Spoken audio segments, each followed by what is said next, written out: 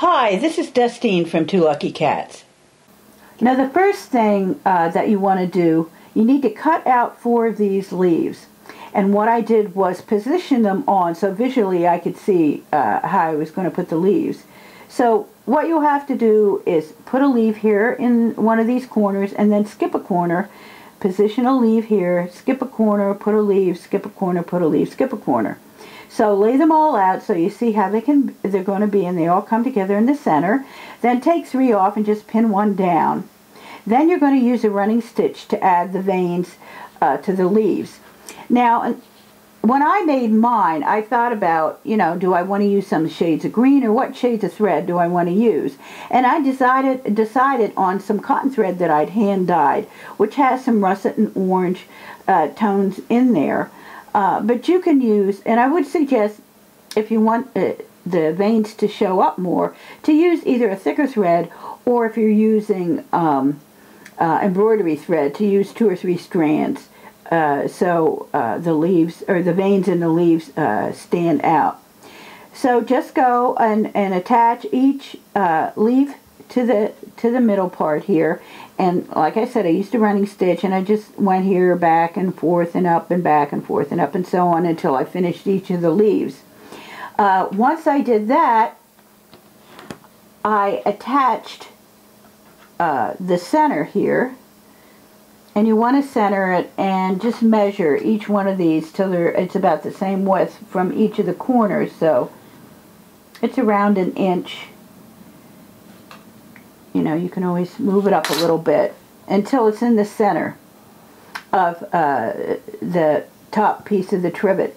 And I attached that, the 2 pieces together by using, again, a running stitch. And I decided to use a contrasting color. Here I used like a light green and stitched around the edges. But you can decide what color thread. And again, I used a thicker cotton thread that I hand dyed. Alright, once you're done with that, I'll show you how to do the next step. Now, the next step is to do the decorative edging. And the first thing I did was just attach the acorns first, because I figured then that would be easier to center the leaves in between the acorns. And I just, again, went around with the running stitch, and I started here and went around and then back and forth.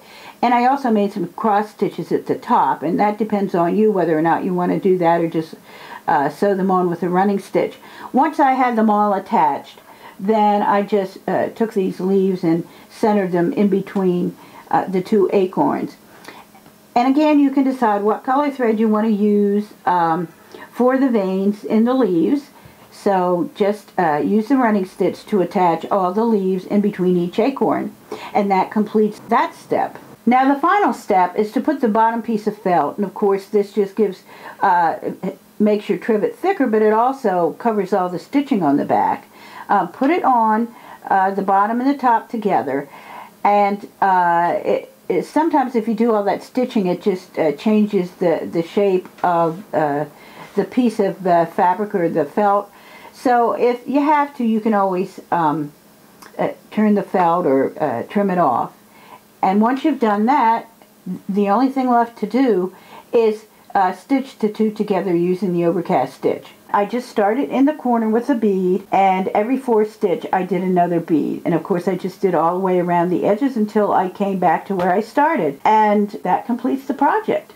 And again, you can decide what color thread you want to use. The thread that I use is very similar to the color of the back of the trivet, and I used size between 10 and 11 is a size CB, because it's the same size as the thickness of the trivet. So if you're going to put a dish on there, it'll all be flat. Yeah. I hope you enjoy doing this project, and that you come back and check on our website to see if there's other projects there that you would enjoy doing. If you're new to hand sewing, we have videos there that show you how to do the stitches. So come back often, because we're always putting up new ideas and new projects. Until next time, this is Dustine from Two Lucky Cats.